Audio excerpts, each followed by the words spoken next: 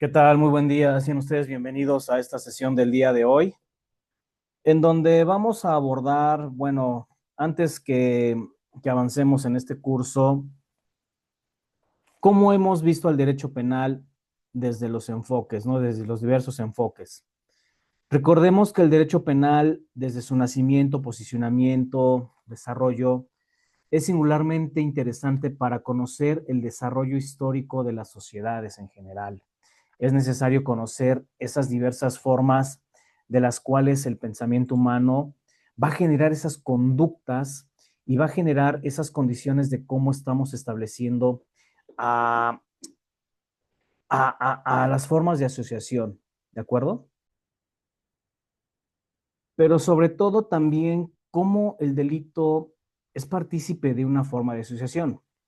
Ahora, que en esta parte también los delitos a lo largo de la vida conmutativa pues tienen ya una recurrencia en mayor proporción y sobre todo que son pertenecientes y tendientes a los delitos de sangre, a estos fines de cómo se van a defender eh, a la familia, cómo se va a defender el patrimonio, pero sobre todo que pudieran ser tendientes también a un estado de necesidad.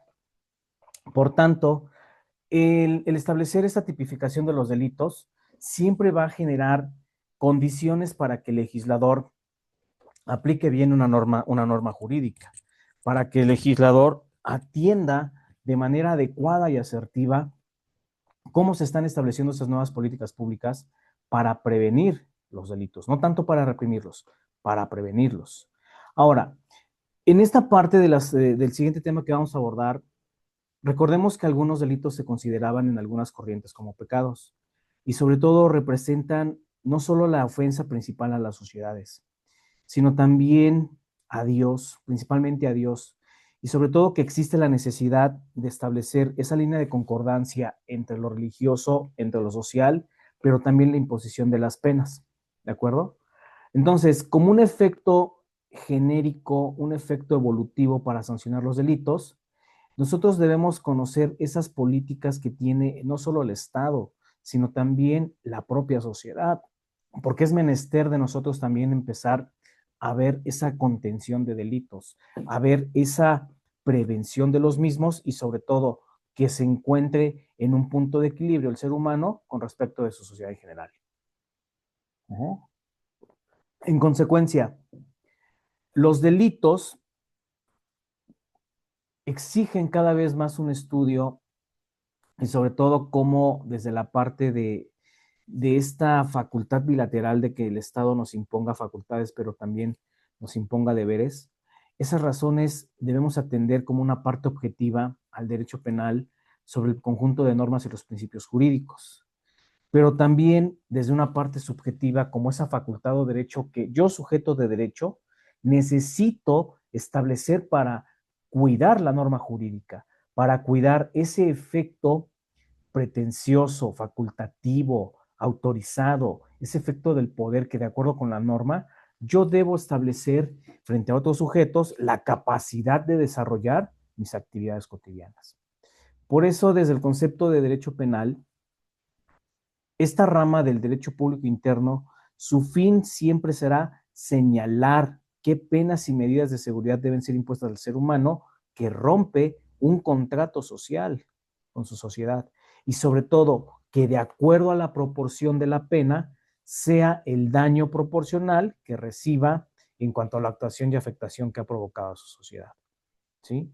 Entonces, recordemos que este conjunto de normas jurídicas que crea el Estado van a versar sobre qué, sobre los efectos del delito, sí, pero a través de la pena y las medidas de seguridad. ¿Por qué? Porque el objeto finalmente del derecho penal como una ciencia es tener expresadas las normas constitutivas que hacen al derecho penal objetivo. ¿De acuerdo? Sean ustedes bienvenidos a esta sesión del día de hoy. Vamos a compartir pantalla y vamos a ver un tema súper, súper interesante. ¿Por qué es importante conocer este tema el día de hoy? Porque esto también forma parte de un preámbulo para cuando ya estudiemos más a fondo lo que es ya la teoría del delito, ¿sí? Pero es necesario que nosotros conozcamos cómo está operando esta parte de la historia pero también esta parte de cómo las escuelas jurídico-penales han tenido un proceso evolutivo. Para el derecho penal, recordemos que hay que complementarlo con esa etiología y esa evolución del delito. ¿Por qué? Porque esto nos va a permitir comprender mejor las penas y las sanciones, la relación que hay entre los delincuentes y las víctimas, y sobre todo que nos va a permitir ese surgimiento de la política criminal.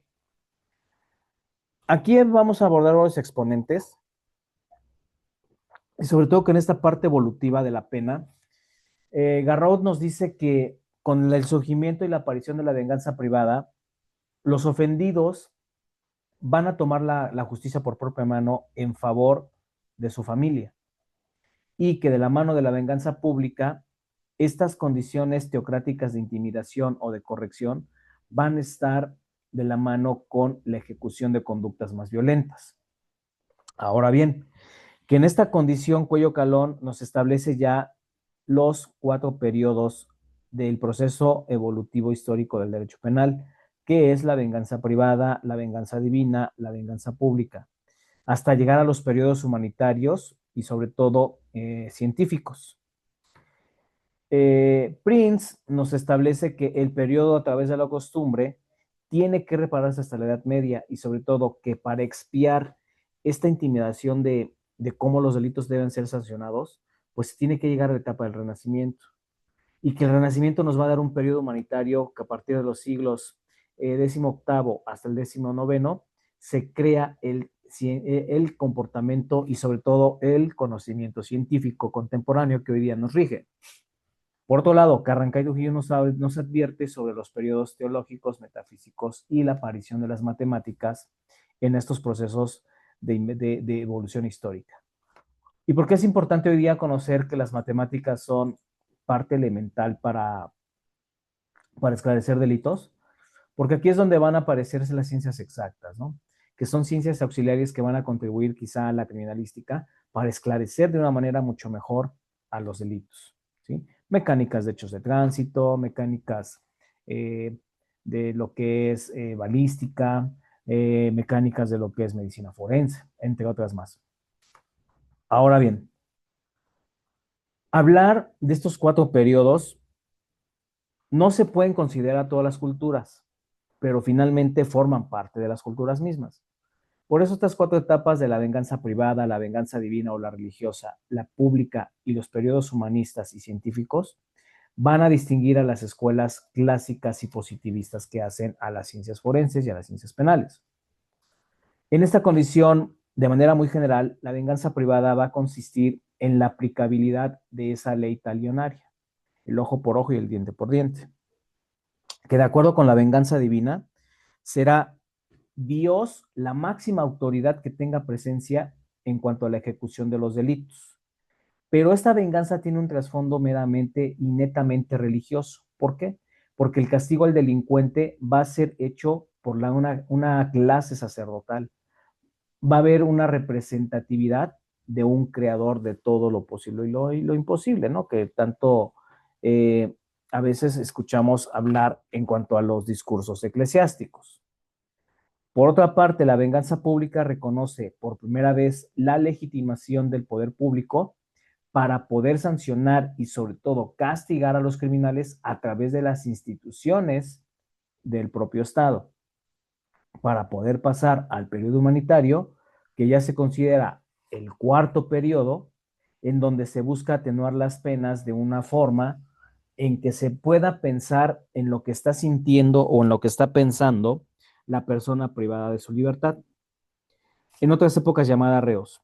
Y aquí me voy a detener un poquito en este cuadro para entender por qué ahora debemos de llamarlos de esta manera aquellas personas que están internas en los centros penitenciarios. Porque hoy día la materia de derechos humanos nos exige llamarles de esta manera, ya que es muy despectivo o muy despótico o muy discriminatorio llamar a los internos en centros penitenciarios reos, presos, y sobre todo que en este periodo humanitario de la escuela penal nos estamos ocupando sobre esas condiciones de modus vivendus, esas condiciones sociales, esas condiciones biológicas por las cuales viven estos PPLs en prisión. Vamos a ver la primera escuela jurídico-penal, que es la venganza privada. Esta escuela también, o esta etapa más bien, se va a conocer como la venganza de sangre a través de las épocas de la barbarie. Y aquí, lejos de encontrar soluciones factibles, soluciones eh, que nos permitieran establecer, dar solución a los conflictos, la conducta va a incrementar, la violencia va a incrementar. ¿Por qué? Porque se van a desatender estas buenas costumbres y valores de cada una de la sociedad y sobre todo que la venganza privada lo que busca es infligir un castigo a aquella persona que ha cometido una conducta antijurídica y sobre todo si se está afectando a otra persona o a otro alguien. Ajá. Es aquí donde la venganza privada establecerá que ciertas personas que son afectadas y las familias podían saciar su sed. Es decir, que a través de los actos de barbarie se imponían los castigos y las penas, que incluso de carácter sanguinario, terminaban con esta condición de cómo operar hacia los actos cometidos en agravios de los entes jurídicos. Ahora, esta parte de la venganza privada, ya de manera conceptualizada, se consideraría como el inicio del derecho penal. Porque recordemos una vez más que el derecho penal nace como una forma de erradicar y hasta cierto punto repudiar los actos de venganza, más no de suprimir los delitos, porque los delitos siempre van a existir en este sistema social. ¿De acuerdo? Ahora, en este periodo de venganza privada se va a conocer como venganza de sangre, porque es aquí donde van a surgir las figuras como lo son el homicidio y las lesiones, que por su propia naturaleza en el grado de ejecución los vamos a denominar delitos de sangre, ¿de acuerdo? Y sobre todo que el grado de lesividad que tienen este tipo de delitos, pues van en detrimento de la integridad física y corporal de cada una de las personas. Bien, ahora, en la parte del derecho germánico o en las culturas germánicas, esta parte de la venganza privada recibe el nombre de Blutrache, que generalmente va a exteriorizar, va a sistematizar toda la clase de delitos que se cometían en aquellas épocas. Ajá.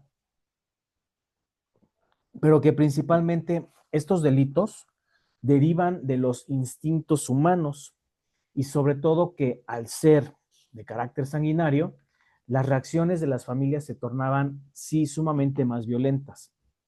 Por lo tanto, pues están generando condiciones mucho más graves y sobre todo que ya no nada más se está atentando contra las personas o las familias per se, sino también se está atentando contra el desorden social y, por lógica, se va a llevar a una desestabilidad social de cada uno de los que habitamos una comunidad. Ahora, en esta parte de la ley del talión del ojo por ojo y del diente por diente, el daño que se causaba era a quienes cometían sí la conducta conceptualizada a través de un grupo social determinado. Pero a medida que fue el tiempo, estas conductas de ley talional o ley del talión se fueron moderando hasta cierto punto, porque no se han terminado. Y entonces es necesario que el Estado, la sociedad, crean o creen instituciones y que a través de las normas escritas y a través del derecho consuetudinario se imponga el orden. ¿Para qué? Para poder generar un progreso social y desde luego un progreso jurídico. ¿Me explico? Entonces, dentro de esta venganza privada, obviamente vamos a limitar esas condiciones de cómo el sistema de composiciones va a establecer que alguna persona que haya ofendido a otra y que no tenga esa parte de querer pisar prisión, pues se aplique una sanción pecuniaria, una sanción en dinero que pueda pagar como resultado de haber ejecutado esa venganza. Hoy día, sí, nuestro sistema nos permite establecer cierto tipo de cauciones como parte de reparación del daño, o bien cierto tipo de cauciones para poder compurgar sentencias en materia de delitos en el ámbito de la libertad condicionada. ¿Sí? Ahora, dentro de la siguiente etapa, la venganza divina va a atender a lo que nosotros consideramos las deidades de Cristo. un antes y un después del mismo, ¿sí? Un antes y un después de Cristo. Pero, ¿qué estará pasando entonces con estas teorías teocráticas que han sido parte importante y parte relevante de la sociedad en general? Y principalmente porque toman relevancia en la toma de decisiones de cómo se aplica el derecho penal, ¿sí?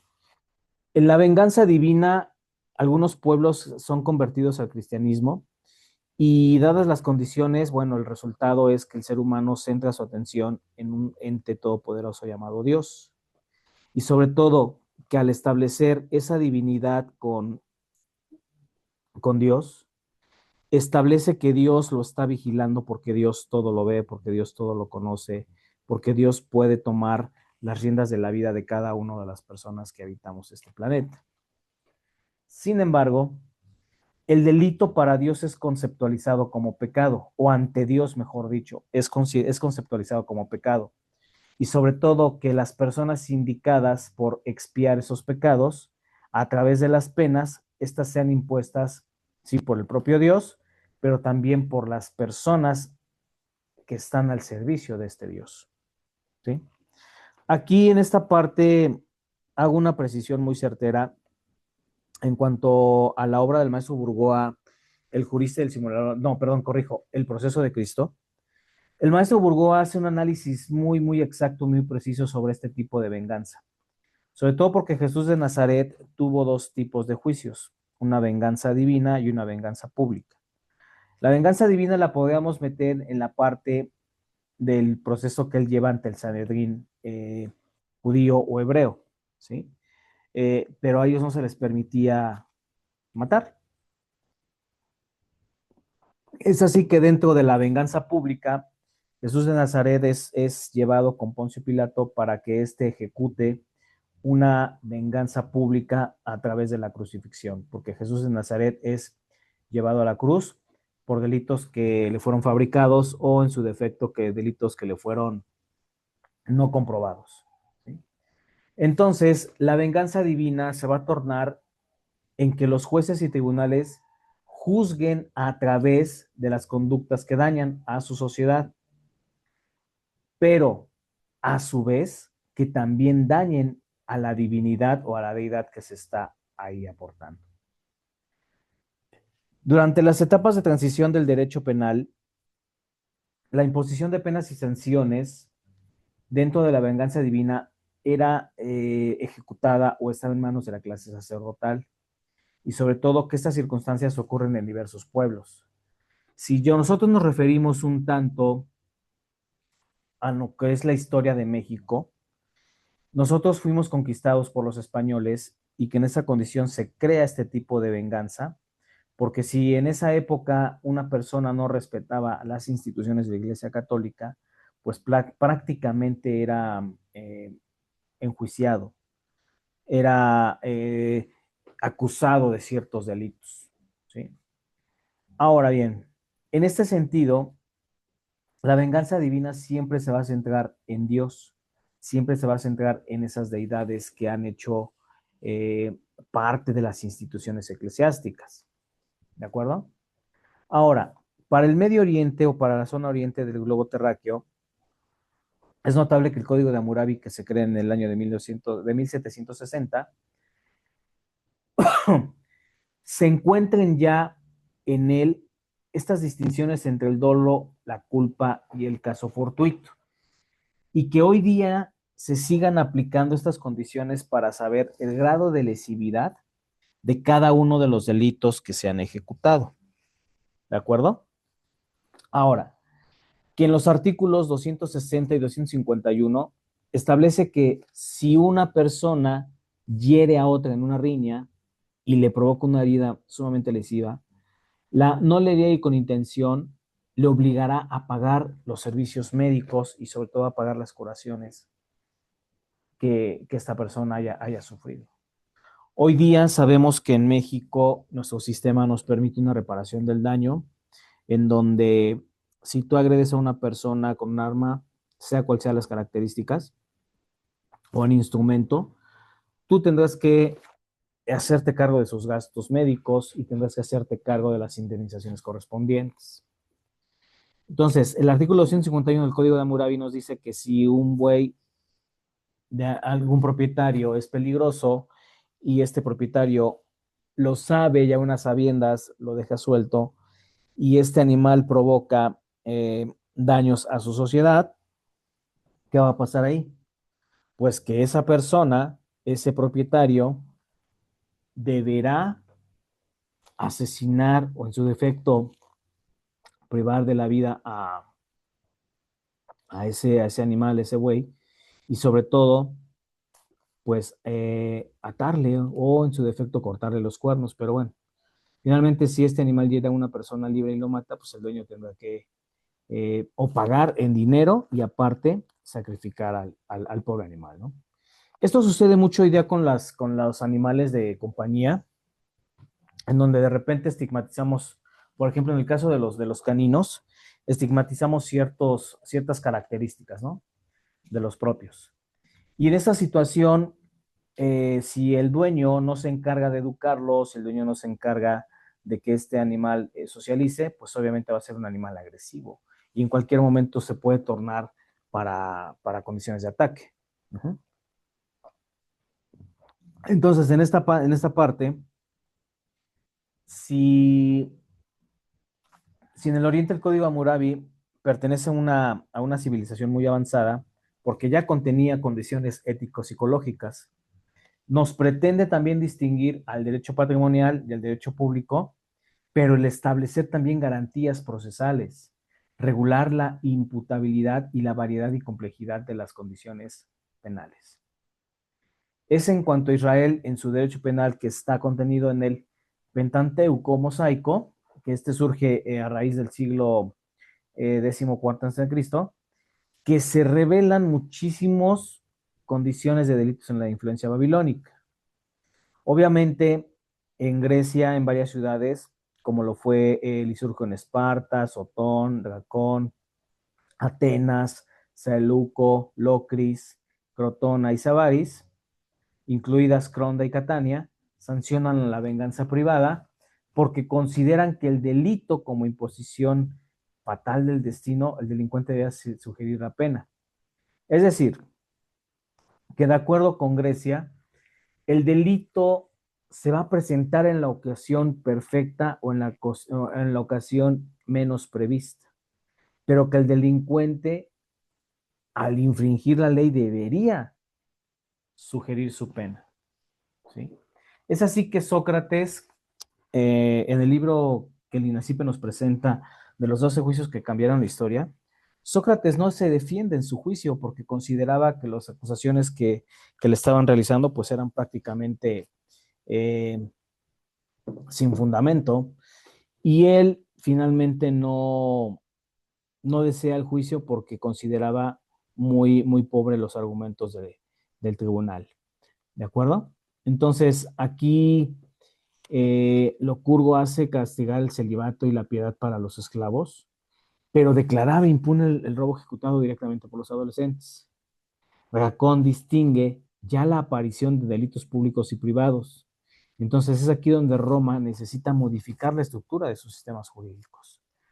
Hoy día, si hago otra parte de derecho comparado, hoy día los adolescentes siguen siendo inimputables para el sistema penal, pero que en esta situación, hoy día ya tendríamos que revisar esa parte de la ley de justicia penal para adolescentes, ¿no? O sea, cómo estamos parados en cuanto a estos entes públicos y privados y por qué se siguen cometiendo delitos a través de la colocación de menores infractores. Desde luego que con Platón y Aristóteles, ellos hasta penetrar el fin científico de la pena, anticipan una parte moderna de la penología. ¿Por qué? Porque Platón considera que el delito es una enfermedad, pero que la pena pudiera ser la medicina para el alma, ¿no? En tanto que Aristóteles explica que el dolor infligido por la pena tiene que ser contrario al grado de voluptuosidad deseada. Es decir, con Aristóteles, él está a favor de un correccionalismo, que si tú cometiste un delito, que si tú cometiste una pena más allá de que si sea una enfermedad o no, tú debes ser castigado como una medicina que sane tu comportamiento. ¿Sí?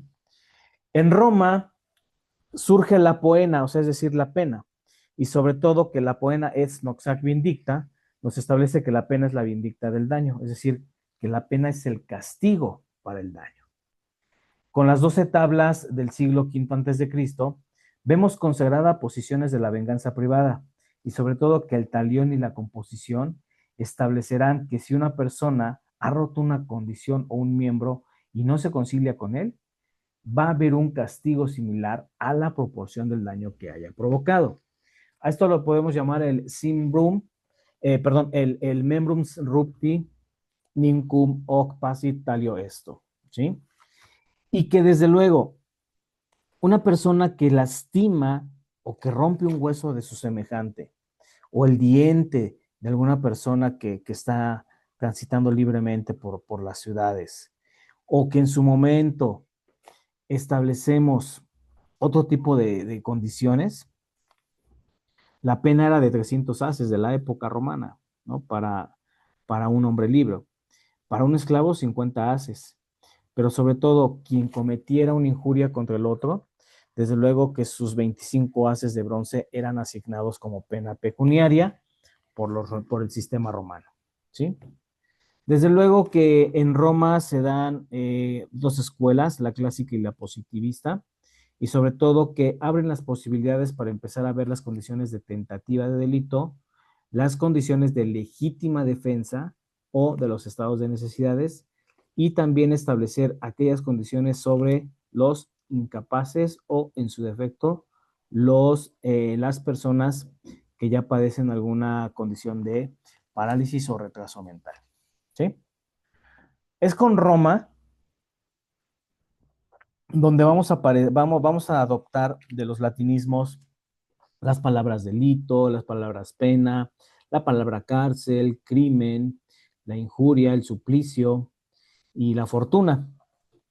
¿Para qué? Para que de acuerdo con esas condiciones, Roma establezca un sistema carcelario ejecutor, porque repito, los emperadores romanos sí tendrían mucho esa tendencia de cómo estipular las sanciones corporales. ¿De acuerdo? Vámonos con el derecho canónico. De acuerdo con Vidal y Saleyes, el derecho canónico influye en una forma de humanizar la justicia penal, pero la va a orientar hacia esas reformas de carácter moral que debe tener el delincuente. O sea, el delincuente debe tener conciencia, el delincuente debe tener principios y sobre todo estar consciente del grado de afectación que está estableciendo a su sociedad. Por lo tanto, lo va a orientar hacia una reforma moral y que a través de la obtención y preferencia del perdón sobre las condiciones de venganza, obtendrá su redención por medio de qué? Del pecado, el análisis del pecado, de la caridad y la fraternidad. Es aquí donde el derecho canónico otorga una especie de tregua, ¿sí? Tregua de Dios, y sobre todo que va a otorgar un derecho de asilo. ¿Por qué? Porque hay condiciones que limitan a la venganza privada y sobre todo bajo el amparo del Estado. Ahora, para Pablo, dice que había escrito los romanos a través de una coloca de espada que en la justicia, que la autoridad, es decir, la Ecclesia aborret a sanguine, que en castellano simple nos establece que la iglesia aborrece la sangre.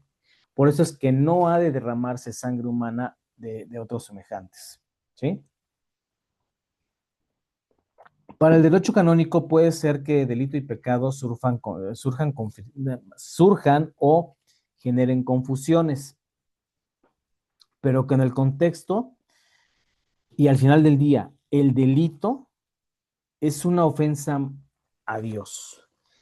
Y es aquí donde la venganza divina va a ejecutar sus formas excesivas de expiación y penitencia a través de pagos retributivos de penas y sobre todo que si el delito es pecado, la pena será penitencia. ¿De acuerdo? Pero la iglesia, al asumir estas condiciones espirituales, se convierte en un brazo preponderantemente importante para ejecutar penas y sobre todo que el procedimiento, cuando es sustituido por un inquisitivo, considera la confesión como el elemento principal de cómo estamos estableciendo a la pena, ¿sí? De cómo nosotros vamos direccionando a la pena. Y es aquí donde el derecho canónico también forma parte de las encíclicas papales, ¿sí? Porque el establecer su propio código, como es el Codex Juris Canonici, elabora en 1904 con el Papa Pío X y que concluye en 1910 con el Papa Benedicto XV, una buena parte del libro cuarto dirigida a los procesos. ¿Cómo debían llevarse a cabo esos procesos, ¿no? Entre el año de 1552 y el año de 1998.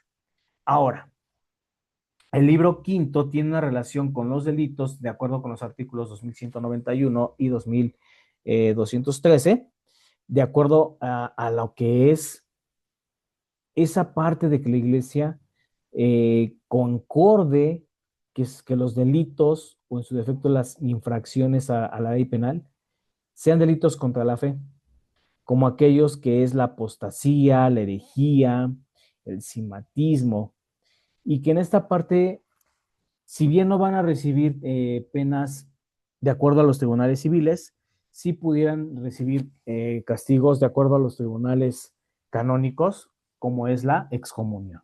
Uh-huh. Vámonos al periodo de la venganza pública, que va muy de la mano con la venganza divina. Es decir, dentro de la venganza pública, los estados ya empiezan a tomar más auge, empiezan a tomar mucho más fuerza y sobre todo que debilitan a la iglesia hasta hacerla perder todo su poderío. Es aquí donde los gobernadores de verdad surgen con la idea de que ellos, a través de sus sistemas sociales y jurídicos, van a representar a los individuos a través de las condiciones del mundo terrenal, pero que también a través de sus instituciones van a impartir la debida justicia. ¿Sí?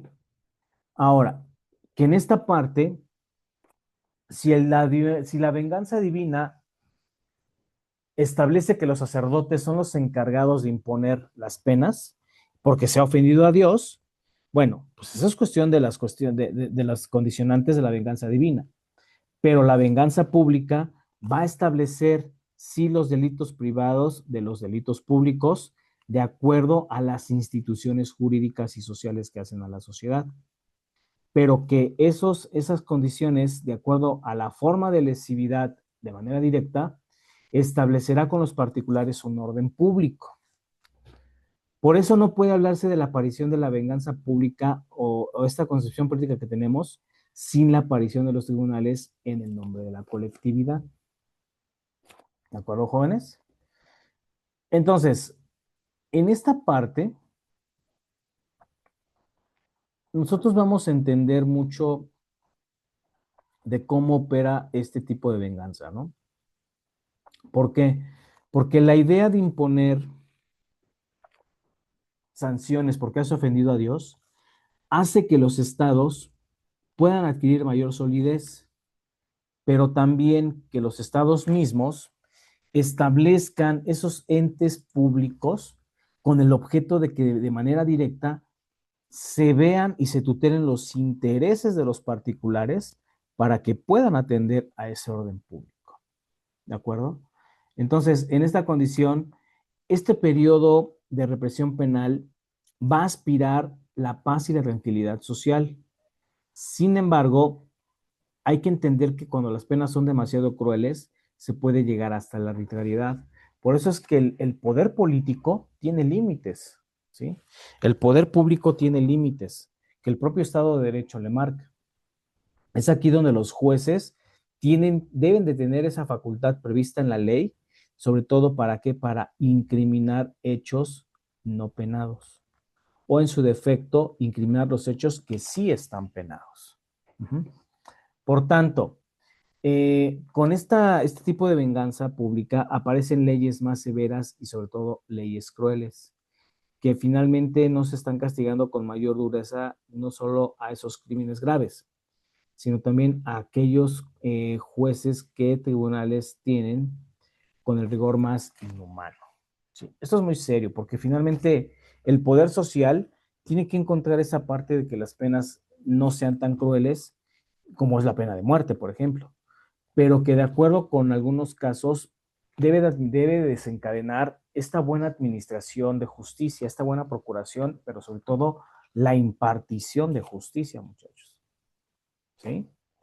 Entonces, en esta parte, la venganza pública sí pretende defender lo que es la colectividad, pero de alguna manera no podemos seguir en esta condición de cómo la venganza pública establece que los delitos sean públicos y sobre todo que cuál es el grado de afectación o de lesividad de manera directa. ¿Sí? Ok.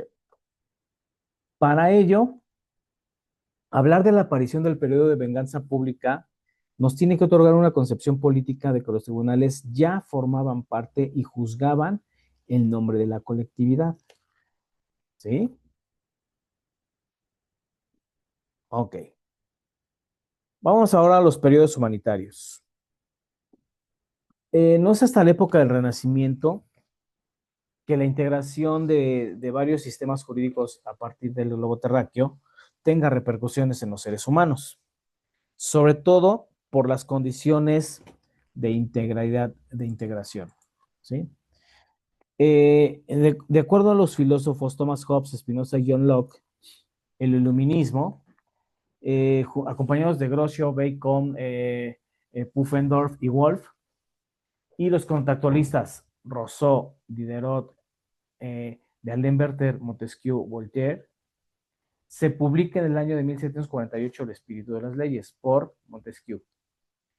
Ahora, en esta condición van a aparecer posteriormente ya César Bonesana con su Tratado del Delito y de las Penas, y sobre todo cómo va a estipular que los sentimientos y las expresiones son parte de la sociedad de aquella época. Con la llegada de la Revolución Francesa y los abusos medievales, se establece un documento llamado Declaration des droits de l'homme et du citoyen, es decir, la Declaración de los Derechos del Hombre y del Ciudadano, en el año de 1791, que no solo va a establecer un nuevo paradigma, sino va a consignar leyes en donde no tiene el derecho de prohibir más que las acciones nocivas que sean en detrimento de la sociedad.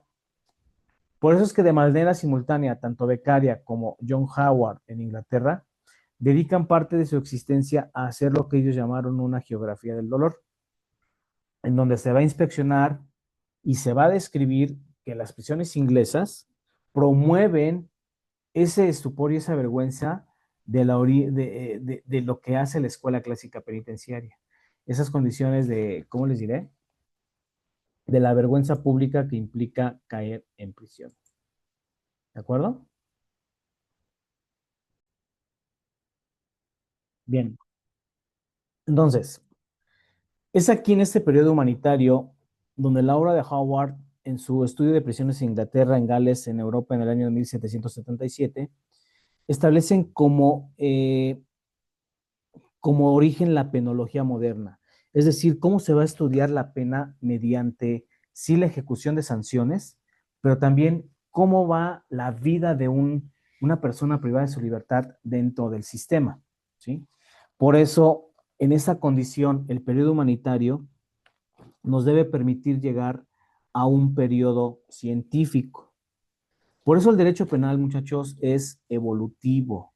El derecho penal no nada más se trata de establecer esos castigos y penas, sino también establecer que en el derecho penal, al tener periodos de este tipo, nosotros vamos escogiendo las directrices adecuadas para poder entender la etiología de un delito. Ahora bien, con las ideas penales y el resultado de su evolución para nosotros los seres humanos, el delito y la pena se tornan ya en un ambiente cambiante. Por eso hay que encontrar la factibilidad de estudiar al delito y al delincuente, ¿sí? O sea, ¿qué ocupa y qué preocupa la investigación científica? Pues esa parte de reinsertar socialmente a un individuo que ha transgredido la ley, que ha interrumpido su vida en libertad y sobre todo que ha desatendido al orden social y legal de la sociedad en la que está en un momento determinado. Es aquí con la aparición de la criminología y la criminalística que los periodos científicos toman auge a través de las escuelas científicas, positivistas, eclécticas, y se trata de establecer cómo el ser humano, a través de su personalidad, edifica el sistema de concepciones del delito como una manera más abstracta, ¿sí? Obviamente, repito, con la aparición de las ciencias criminológicas y criminalísticas, se viene a dar ese problema de solución a la investigación de los delitos. ¿Para qué? Para que, de acuerdo con las nuevas directrices y de los periodos de personalidad de cada uno de los sujetos intervinientes, se destaque la realidad científica del derecho penal. ¿Sí? Entonces, aquí, en esta condición, recordemos que nosotros, como parte de estudiosos del derecho penal, tenemos que entender que hoy día ya establecer esta parte de las venganzas, sobre todo, cómo estamos hoy día como sociedad, a donde nos atrevemos a tomar un dispositivo móvil y grabar una pelea entre dos personas. Eso no puede ser aquí en este país, ¿sí? Eso no puede seguir fomentándose, que la venganza privada sea considerada un acto de barbarie cuando nosotros ya estamos evolucionando como individuos. Y desde luego que para ello las instituciones se tendrán que hacer cargo de las personas que infrinjan la ley para que reciban un castigo. Entonces, ya no podemos estar en estas directrices de la venganza privada. ¿Por qué? Porque las familias ya no pueden saciar su sed, porque las familias ya no son bárbaras. Las familias hoy día deben recurrir a esa condición del diálogo, pero en su momento dado, si no lo hay, pues recurrir a las instituciones del Estado mexicano. ¿Estamos de acuerdo? Entonces, dentro de esta parte del sadismo, dentro de esta parte, se ha posicionado de manera muy acelerada y sobre todo muy a nuestro pesar lo que es el homicidio y las lesiones. Entonces, estos delitos de sangre finalmente deben atender a esa parte de cómo estamos estableciendo al derecho penal, ¿sí? En cuanto a esta parte de la venganza privada, tiene que tornarse cada vez menos grave, menos violenta, sobre todo porque debemos estar atendiendo a esa supresión de la ley talional, ¿sí? Hoy día para eso hay instituciones, para eso está el Ministerio Público. Sin embargo, pareciera que no hacemos caso, pareciera que estamos fuera de orden y sobre todo vamos a tener una regresión. No. Para establecer una buena condición de la venganza privada, las instituciones necesitan surgir en un sistema social para que a través de ellas las normas escritas o en forma de la costumbre se impongan al orden y este orden de verdad genere el progreso del derecho penal. ¿De acuerdo, muchachos? Bien. Entonces, en esa tesitura, con el paso del tiempo, nosotros tenemos que establecer que a veces el sistema de composiciones del derecho penal nos permite resarcir el daño de formas pecuniarias, ¿no? De formas que no nos hagan, hasta cierto punto, que a los delincuentes no nos hagan pisar prisión. Ahora, que en esta tesitura nosotros sí va de la mano esta parte de mis creencias, ¿no? Sí va de la mano mucho esta parte de qué tan arraigado tengo una deidad. Si yo creo en Dios, si yo creo en un Buda, si yo creo en el Taj Mahal, no lo sé. Pero que finalmente atender a estas condiciones del cristianismo me va a permitir, quizá dentro de esta venganza divina, tomar la conducta como pecado y a lo mejor retractarme de ejecutarla, ¿sí? O sea, pudiera ser una buena política aquí, que la venganza divina establezca que a través de sus tribunales y jueces, las conductas no están dañando a la sociedad en general, sino que pueden afectar a una deidad mayor llamada Dios. Digo, cada quien, ¿no? Pero que en esta etapa transitoria, perdón, del derecho penal, la imposición de penas y sanciones ya no se halla en manos de los sacerdotes. ellos nada más atenderán a sus condiciones como asociaciones. Pero hoy día entendemos que la venganza divina y la venganza privada están en manos de quién? De jueces especializados en materia penal, que son los encargados de impartir la justicia adecuada a cada uno de los rangos de responsabilidad. Entonces es aquí donde nosotros vamos entendiendo que la venganza pública tiene esa distinción, sí, de imponer penas, pero en nombre o a favor de Dios, ¿sí? En un mundo paralelo. Ahora, nosotros no podemos dejar de lado que la venganza pública también tiene que atender a los intereses más particulares de los individuos, pero también a los intereses particulares del Estado, para crear un ambiente de armonía y sobre todo establecer el orden público. ¿Sí, jóvenes? Entonces, con la aparición del periodo de la venganza pública, hoy podemos tener tribunales que juzgan con esa perspectiva de los hombres en colectividad. ¿De acuerdo? Bien. Vamos a adelantarnos un poco al tema de la siguiente semana con esta parte del surgimiento de las escuelas, porque en sí el programa el programa nos marca abarcar, una disculpa, por favor, nos marca abarcar, sí, las escuelas afines al derecho penal, como parte también de las ideas penales, ¿no? Y que en esta parte, el proceso evolutivo del delito tiende, ahora sí, a aplicar condiciones de la idea científica, de la idea humanitaria, del periodo humanitario, perdón. Y es aquí donde el estudio del delito, desde una perspectiva de investigación criminal y de preocupación científica, van a centrar los objetivos más precisos para alcanzar la condición desde la antigüedad, ¿sí? Obviamente, desde un sentido realista, desde luego que la investigación en cuanto a la materia penal tiene que existir en una correlación sistemática de experiencias, pero una correlación sistemática también de los eventos producidos, ¿de acuerdo?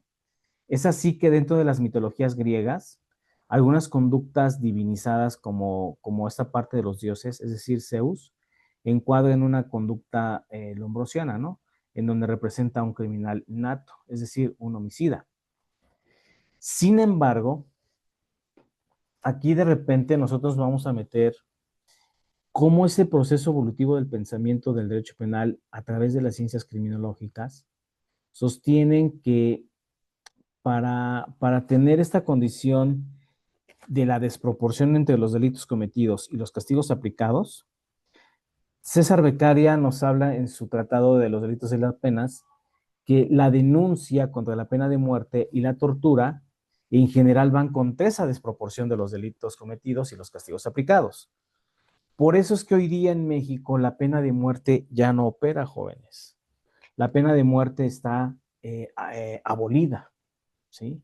No así en otros sistemas jurídicos, como por ejemplo el anglosajón de los Estados Unidos, que en ciertos estados sí ejecutan penas de muerte. Ahora bien, de acuerdo a estas críticas del pensamiento del delito y de acuerdo con César Beccaria, estableceremos las condiciones de irracionalidad, de arbitrariedad y la crueldad de las leyes penales y las leyes procesales que en su momento aplicaron en el siglo XVIII. ¿A qué punto voy? Hoy día nosotros tenemos un enfoque de interseccionalidad, un enfoque de interculturalidad para poder aplicar estas condiciones de la proporción de las penas. Ya no estamos hablando de una desproporción. ¿Me explico? Hoy día estamos hablando que los enfoques irracionales, arbitrarios y crueles deben estar contenidos en las leyes penales, pero también atender a esas condiciones humanistas que hacen esta parte de la crítica. Recordemos que los contractualistas como Juan Jacobo Rousseau siempre van a atender a la extracción del principio de legalidad y sobre todo que el legislador a lo mejor puede dictar leyes, pero esas leyes no van a representar del todo a los hombres. Por eso es que Rousseau, al establecer un contrato social, establece que todos los hombres involucrados en un sistema social, en un sistema jurídico, tienen que tener ese principio de legalidad y tienen que participar en estos principios de protección de derechos. Obviamente, el objetivo social del derecho penal es lograr, como contrato, que los hombres y las mujeres vivamos en un ambiente más armonioso, que los hombres y las mujeres vivamos en ambientes libres de violencia, que los hombres y las mujeres entendamos a nuestras autoridades y entendamos a nuestros legisladores, porque al final del día, pues es necesario estar haciendo la chamba para modificar y reformar cada una de las codificaciones que en las que cuenta el país. ¿De acuerdo? Entonces, para tener un proceso evolutivo de acuerdo a las escuelas penales, las leyes desde luego requieren ser menos discriminatorias. Las leyes requieren que se estudie de fondo qué se va a aplicar, pero sobre todo que también las personas a cargo de de la investigación de los delitos, de las agencias, de las fiscalías, los propios jueces, entiendan que tenemos que perfeccionarnos en cuanto a la parte educativa.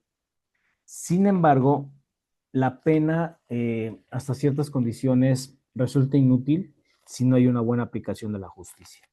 Atenta esa mala aplicación de la justicia contra bases del contrato social que establecen los contractualistas, ¿no? Como es Rousseau y como es Thomas Hobbes. Sin embargo, establece que la pugna por estas bases mínimas del contrato social deben de ser más eficaces a las penas. ¿Para qué? Para establecer una pena dura y cruel. El derecho penal no es eso, muchachos. El derecho penal debe ser desde un punto de vista más preventivo, más social y menos punitivo, pero sobre todo menos represor. Es una crítica que varios criminólogos hemos hecho ya en algunos puntos, ¿no? Por eso entender que la pena en un sistema social y en un sistema jurídico sí necesita ser necesaria para prevenir nuevos delitos. Y sobre todo, que el fin de las penas no en ningún momento pueda ser ni atormentar, ni mucho menos afligir a los individuos, sino que al establecer esta forma sensible de cómo deshacerte de los delitos ya cometidos, no hay fin que no justifique un medio, sino que esta parte de establecer esas penas van a impedir que la persona privada de su libertad cause nuevos delitos y sobre todo que ya no tenga esta parte de reincidir en la comisión de otros más. Entonces, esta parte de evolutiva del pensamiento crítico penal nos marca cuando menos esta parte ¿cómo les diré, jóvenes? Esta parte de que las leyes tienen que ser claras y simples, entendibles, comprendibles para los gobernados. En segundo, que haya ese predominio y equilibrio entre la libertad, o sea, el libre albedrío, y sobre todo la razón de qué, del oscurantismo. La tercera categoría es que haya un funcionamiento ejemplar de la justicia libre de corrupción. El cuarto punto, que haya recompensas al ciudadano honrado, porque recuerden que la víctima no es víctima hasta que es reconocido o reconocida por el Estado. Lamentablemente en México no denunciamos, ¿sí? Más me vale comprar un teléfono nuevo que aventarme toda la parte engorrosa de una denuncia, ¿sí? Entonces, obviamente en el punto quinto que estoy mencionando, hay una condicionante en donde se deben de elevar los niveles culturales y educativos de la comunidad para que así disminuya la tasa de delitos en una sociedad en común. ¿De acuerdo? Ok, muchachos. Entonces, vamos a hablar muy brevemente de algunas escuelas y sobre todo que nosotros para poder relacionar derecho penal con ciencias penales, necesitamos comprender la observancia de cómo se están ejecutando los delitos, por ejemplo, ¿no? O sea, la observancia del por qué a lo mejor hay delitos que se convierten, que se cometen más en invierno que en verano, o versus. Delitos que pudieran cometerse en el verano. Delitos sexuales, desde luego, que se pudieran cometer en primavera, ¿no?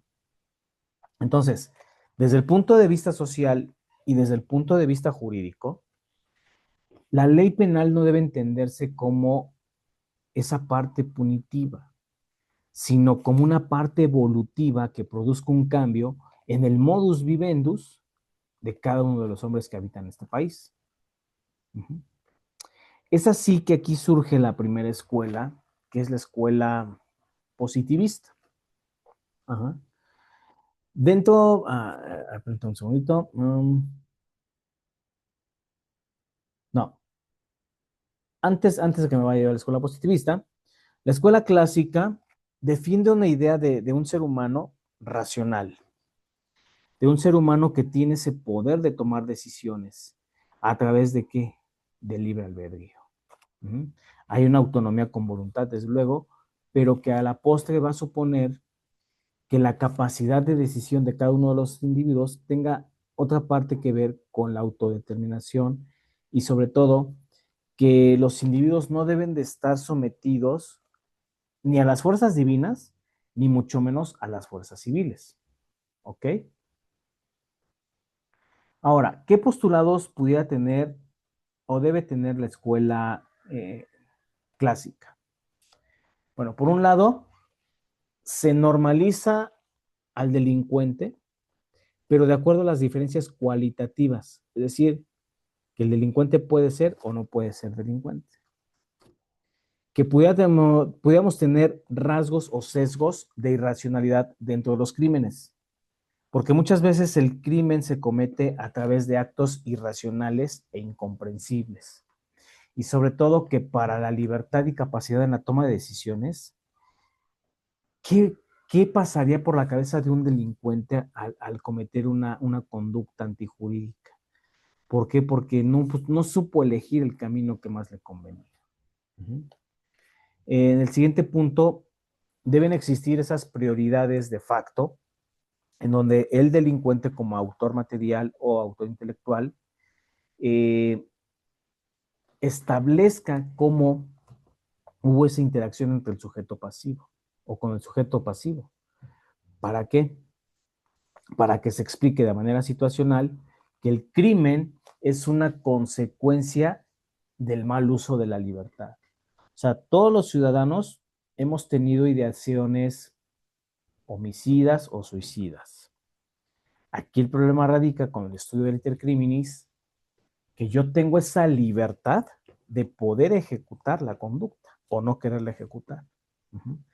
Para el intercriminis, la fase interna no es punible y es la que se encarga de estudiar criminología. Uh-huh. A diferencia de la fase externa, que aquí es donde el individuo ya empieza no solo a manifestar, sino a ejecutar los actos preparatorios hasta llegar a consumar el resultado. Ahí su libre albedrío le ha dicho que, ok, eres responsable por lo que has cometido y por lo tanto, al tener un enfoque reactivo, la parte de la penología va a establecer de manera fundamentada, legítima y delimitada el castigo que debe recibir esa persona por haber infringido la ley. Uh-huh. Obviamente, muchachos, establecemos que en el ámbito de la política criminal, la escuela clásica sí hace una legitimación y un uso sistemático del castigo como parte correctiva del control del crimen. Ahora, aquí vamos a hablar un poquito así muy someramente de las reglas cartográficas. Estas reglas de repente van a ocupar al estudio del delito como un fenómeno y hecho social, en cuanto a la magnitud colectiva, en cuanto a la magnitud de masas, en cuanto a los métodos de investigación, ya sean cualitativos, cuantitativos o mixtos, y que la escuela cartográfica tiene con mayor frecuencia esa condición de la distribución y repartición sobre el dinamismo social, ¿sí? Este dinamismo social que de repente no nos deja en paz, porque cada vez yo veo gente pues desempleada, ¿no? O sea, en esa condición, ¿cómo nosotros vamos personalizando el estudio y la frecuencia de cómo los factores sociales van contribuyendo al delito? ¿Sí? Cómo la escuela cartográfica también me va a decir de una manera más precisa ese efecto, volumen, evolución y dinámica en la cual yo estoy estudiando el delito. ¿Sí? Obviamente, nosotros al establecer que el derecho penal es un fenómeno social, porque siempre vamos a entender que esta parte del fenómeno social tiene un proceso de transición inevitable y necesario, pero sobre todo constante. ¿Por qué? Porque al final del día no podemos establecer que de aquí a un año o lo que resta del año los delitos van a disminuir o los delitos van a ser menos violentos con respecto de este cierre de año. ¿De acuerdo, muchachos? Entonces, en esta condición de establecer no la normalidad de los delitos, sino que el modo adecuado para su investigación sea parte cualitativa y cuantitativa, y que esas facciones se entiendan que hay algunos delitos que aumentan más con el invierno, o que hay delitos que aumentan más contra las personas en el verano, o algunas condiciones de que producen un cambio en el modus vivendus. Uh-huh.